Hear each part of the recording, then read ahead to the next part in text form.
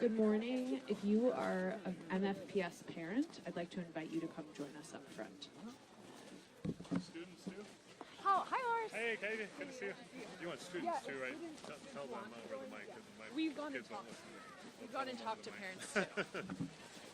Also, if you're Just making sure that's working. yeah, are you a part of MFPS? Yeah. Awesome. Thank you. Yeah, if you're down. Cool. Cool. Thank you. Thank you. Can you turn it on for a sec? And also any MPS students who'd like to join up up front.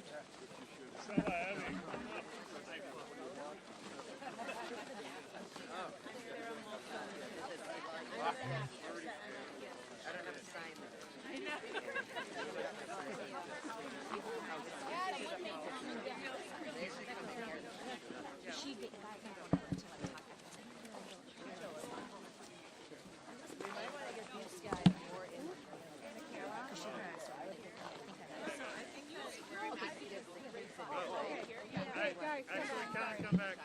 We'll organize this. Katie's organizing. Oh, no problem. Right here. Thank you very much.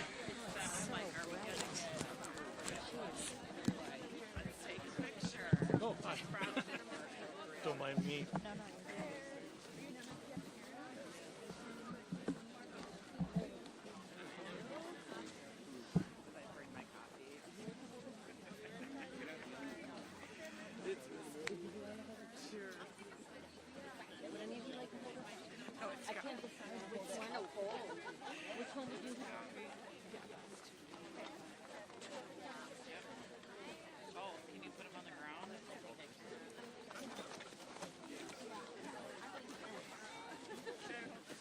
Yeah, I know. Maybe I can find it.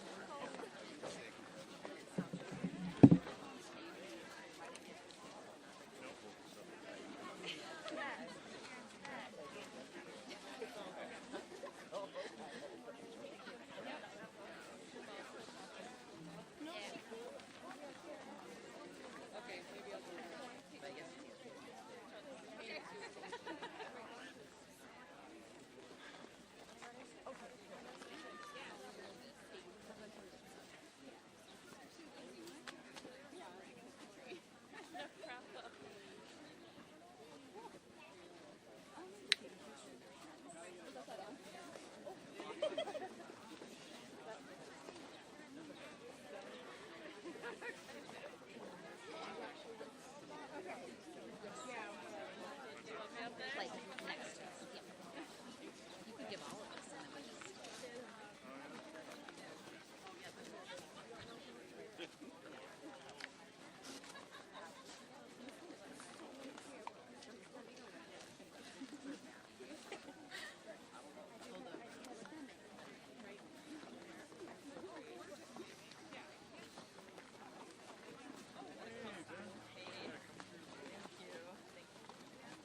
Okay, so or you can go back to play and come back into the crowd.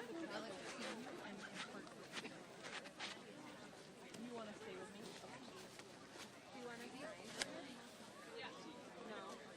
I don't know. They wanted a spot, so if you can think of it when you want to, you stand up here and you go to the side. Yeah. Yeah, just like to the side. Yep. If you two kind of want to move over here, yeah, just when you're not. Okay. Wow. Excuse me.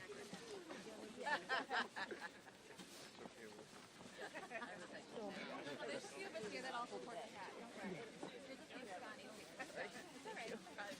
Oops. When they're done with us, they're coming. Oh, I forgot my voice. I feel like Those are all my things. Thanks a lot. on my keys, so I don't have it all. Well, But except it's for smart like, because I want you people to see it. Yeah. But then you always have it. Like, I want to August is a dual person. This is like, I was on the news because I got selected to go to the first ever mini mic. you have to wear it all the time inside. Mini mic. If something happens, you need to have it. Yeah, which is true. It's true. That is true. You're right. I'm just passing your advice to everybody. Do you want to hold this sign? It says Minneapolis families. Oh, excuse me. Telemundo. Nice. Sí. Sí, después si quiere podemos ir. I am, yeah. Even though no one can tell. I know. Kind of I was a like, silly you have to watch idea. this quick. So where was I? I don't know where I was that I wore it the other day, but I was just kind of running around and I was like, you never know. Would you move over slightly this way so your signs are competing? Okay, great. The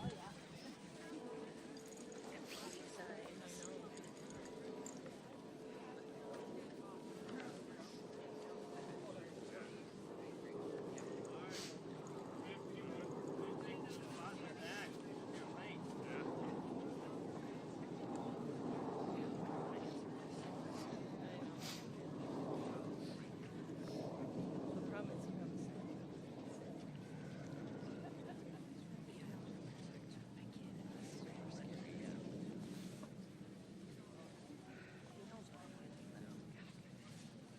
That's good. Yeah. Like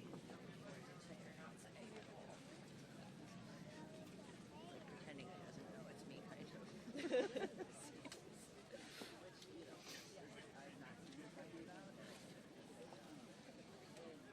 Pull up your sign real big. That's good. I texted Taylor and I was like, I need to duck in with them. And when she starts talking, Because that's her picture. did your arm media cat. Oh, yes. I always say so. Even when it's something I don't always agree with John on. I agree. Yeah. And then I'll get mad. But like, we'll text John. I'll be like, you're a little bit radical today. I love when he Like about the comments on Cedar Lake. Oh my god, I'm so into that. I'm so into that. It's like my Always favorite. been. This has always been my opinion. Dude, he's not wrong. No, it's not. Because No way. He did. We'll get started in about 2 minutes, folks.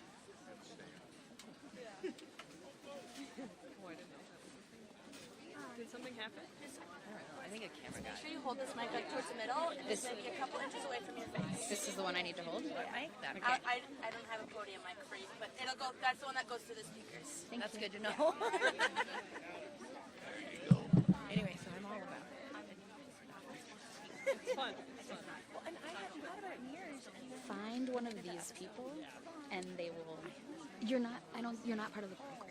No, I think you were on the list for the spokes to do interviews potentially. I think you were on the list of the spokes to do interviews. Like that's one way that you think. Yes, about exactly. That. Yeah. Yeah. And I must have been like, I don't even know, elementary school because they moved to that house forever ago.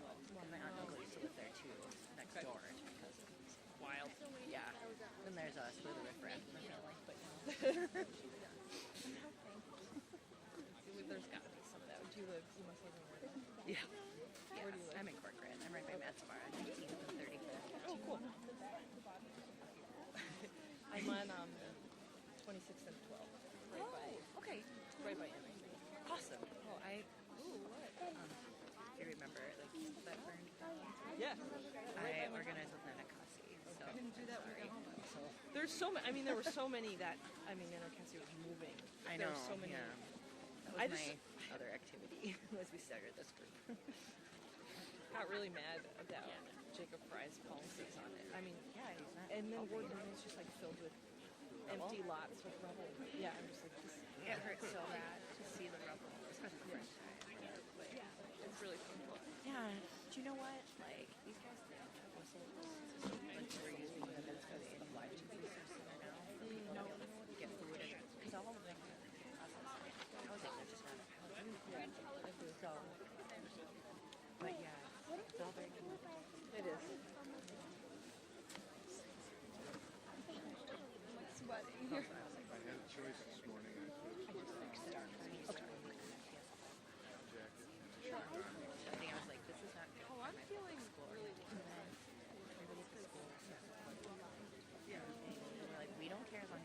You guys warming up? And they're like, okay. And the cops get parties. No. That's not how. Right. What do you think? Checking out everybody here?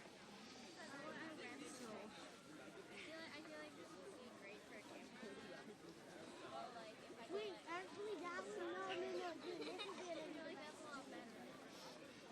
Yes. Is it time? What time is it?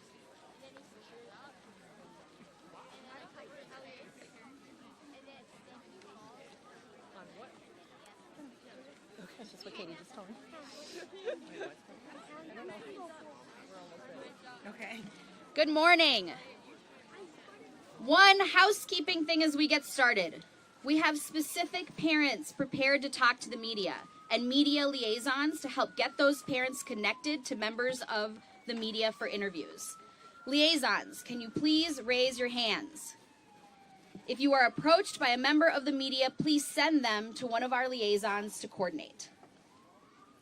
Today, I am grateful we're gathering and can be part of Governor Walz's declaration of a day of unity.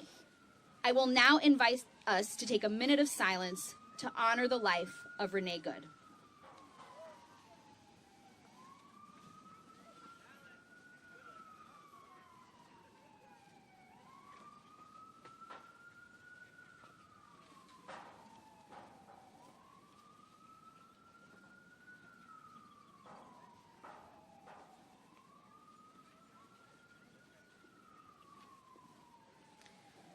Thank you. My name is Amanda Otero. I'm co-executive director at Take Action Minnesota and a leader with Minneapolis Families for Public Schools. I have 2 kids, one at MPS and one in preschool. I am here today for a lot of reasons, but the one that I want to name is that as a mama, I am angry, I am scared, and I am devastated about what we are doing to our babies. And right now, places where they should not only be safe, but be cared for and nurtured to learn and grow are being made unsafe. This week, we have witnessed state violence escalating. It is not abstract. It is not theoretical. It is not something anyone can pretend to ignore. It is deadly and it is everywhere on our streets. An ICE officer shot and killed Renee Good, a mother, a wife, a neighbor, who was standing up for her community. That violent act did not happen in a vacuum. It happened in a political moment where ICE has been emboldened, protected by Trump, by other powerful officials, shielded from accountability, and unleashed on our communities with impunity. Let us be clear. ICE is not here to keep us safe. They are here to wreak havoc and cause harm. ICE tears our families apart. ICE terrorizes our neighborhoods. ICE targets our Black and brown neighbors. And now, ICE is responsible for the killing of a mother in Minnesota who only wished for her community to live in peace. Kristi Noem's ICE is operating lethally, with no constraints, violating human rights, our neighbors, and acting as though they are above the law. This is what fascism looks like in practice. When armed agents of the state are allowed to harm and kill with no consequences. We are demanding accountability for the officer, Jonathan Ross, who killed Renee Good.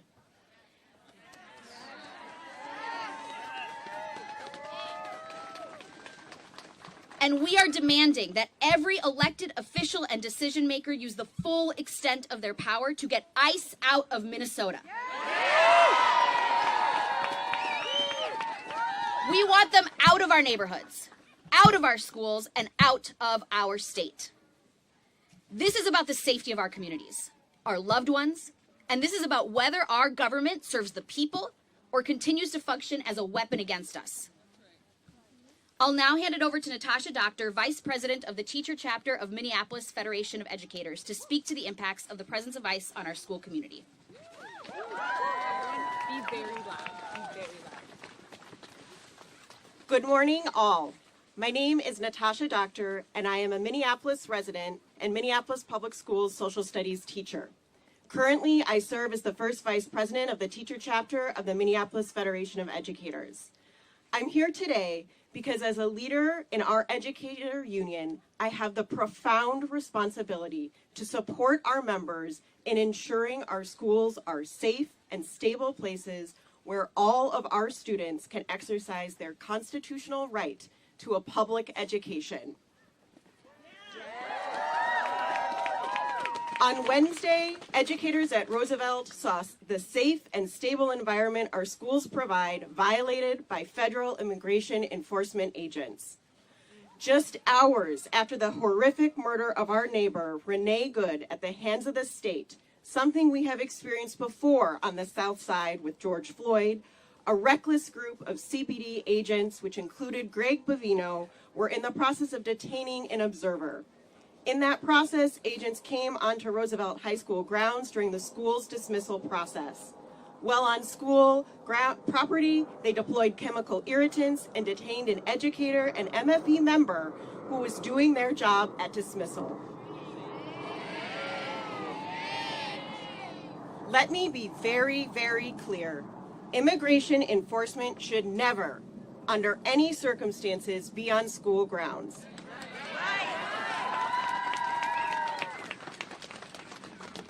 As we saw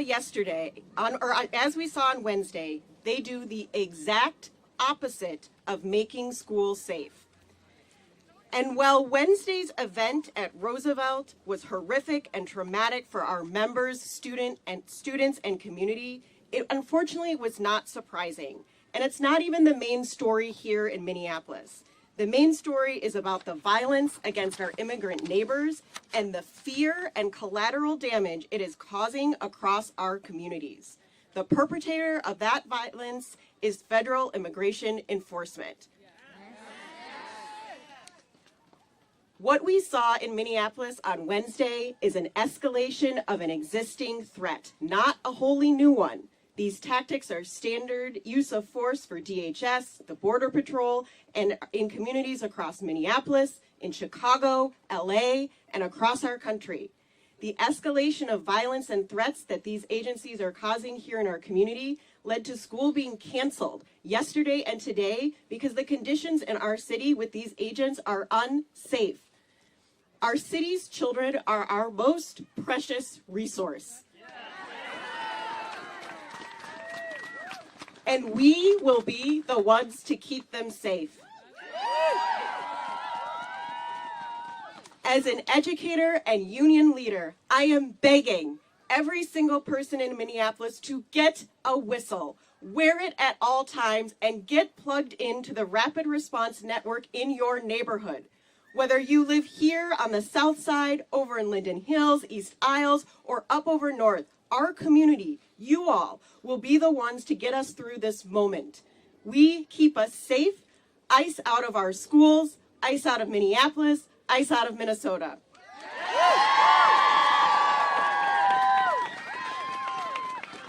Next, we will hear from Jennifer Arnold, who will share her perspective as an MPS parent and community organizer.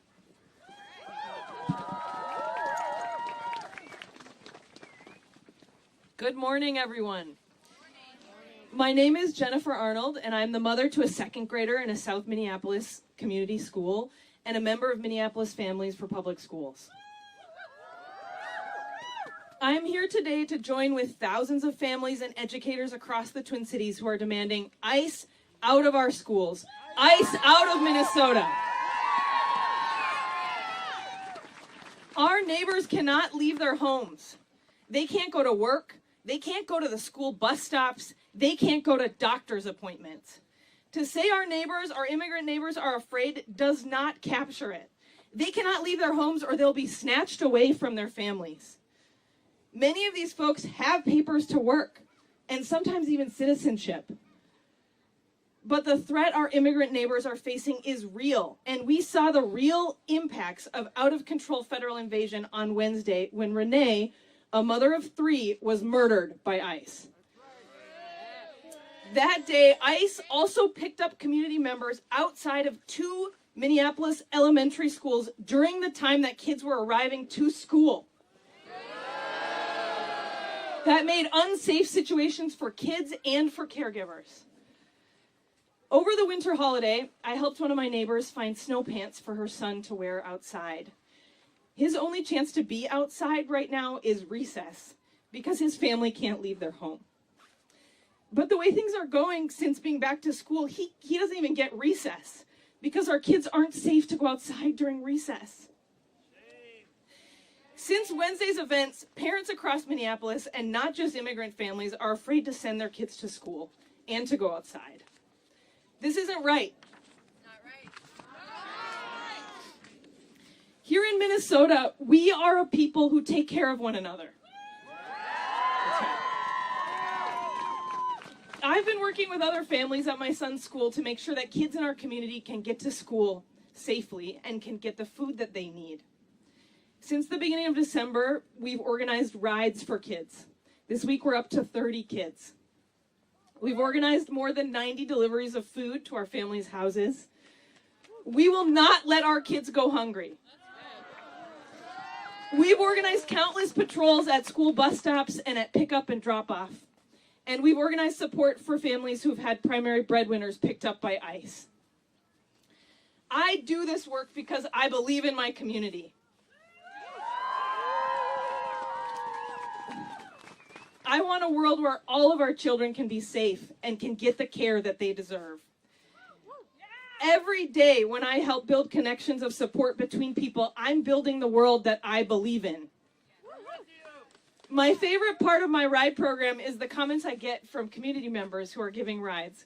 But did you know these high school students? They're so sweet. Or the best part of my day is when I get to walk this kindergartner home. You can join us. Join a school patrol or a mutual aid network. It is through being connected and working together that we will get through this. And we will get through this. ICE out of Minneapolis. I'm going to pass it now to Kristen Crabtree. She's another Minneapolis public school parent deeply involved in community organizing in Minneapolis.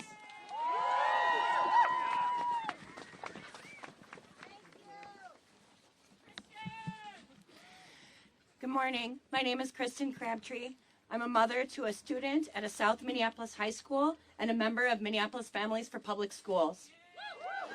I am here today to stand with thousands of families and educators across the Twin Cities, and we are demanding ICE out of schools.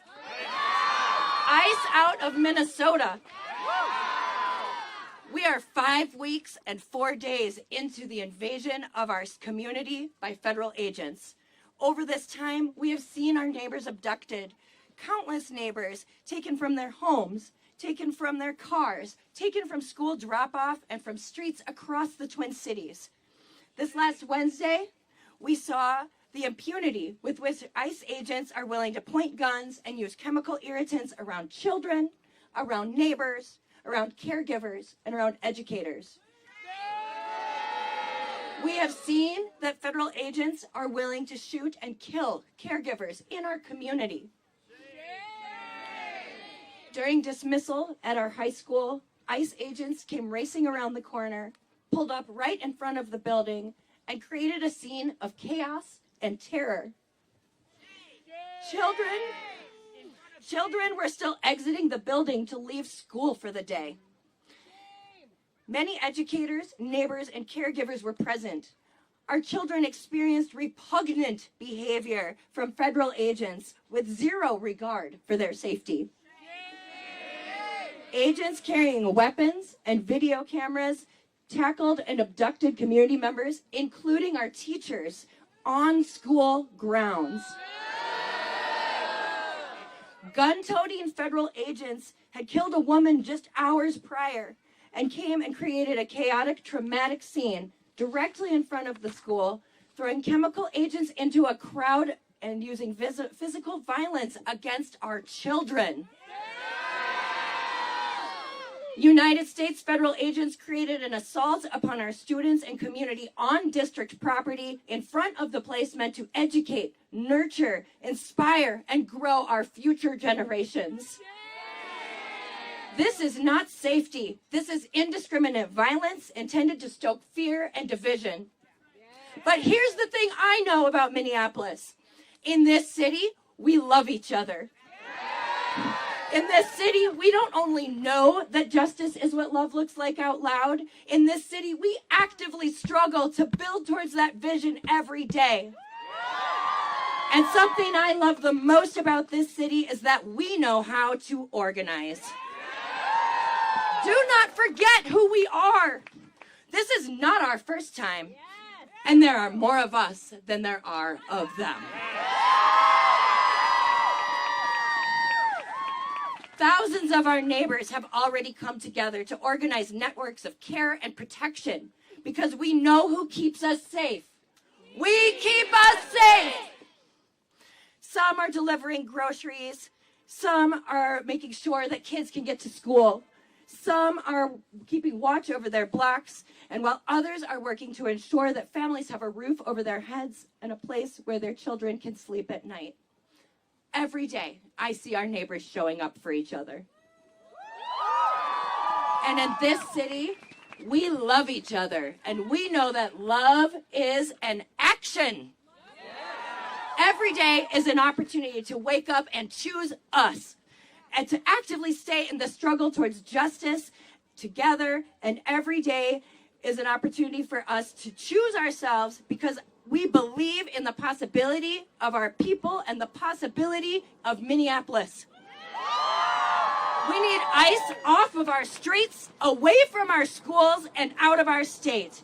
Check out defend612.com or Minneapolis Families for Public Schools on social media. There is a place for everyone in this moment, and I invite you to join alongside us. Thank you. I'll pass to Amanda.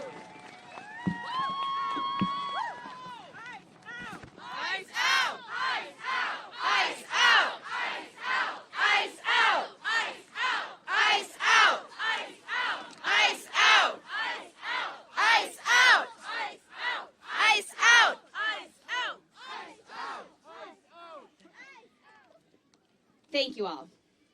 To our neighbors across Minnesota, this moment is heavy, and it is also a call. Now is the time to get involved. Now is the time to choose community over fear. Now is the time to show up for one another. We welcome you in.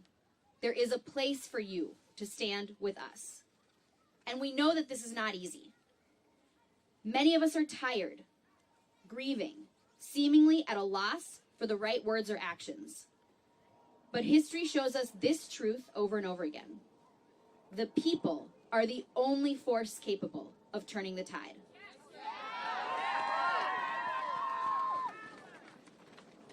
This here today, this week, what we've seen at vigils and protests in many times, in many places, after the murder of George Floyd, this is what love looks like. What it means to be a Minnesotan. This is how we stand together against fascism. Not just by naming it, but by interrupting it.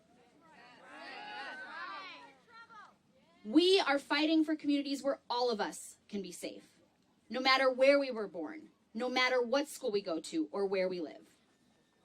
Communities rooted in care, not cages.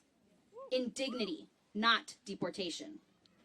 In freedom, not fear. We will keep organizing. We will keep demanding accountability. And we will not stop until every one of our neighbors can live safely, freely, and with dignity. When I say ICE, you say out. ICE! Out! ICE! Out! ICE! Out! Thank you.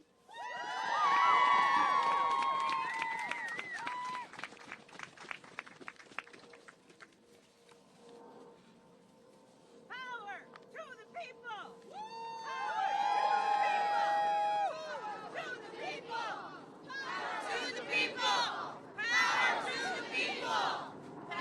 to the people!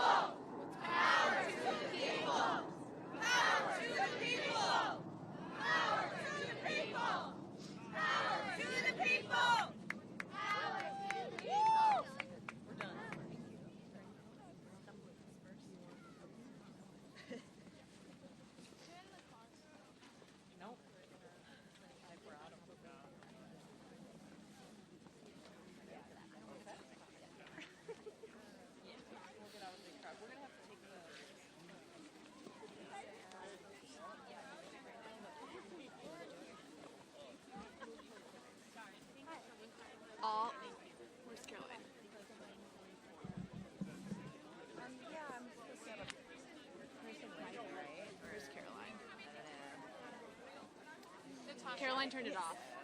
Katie. Hey, we'll do that outside.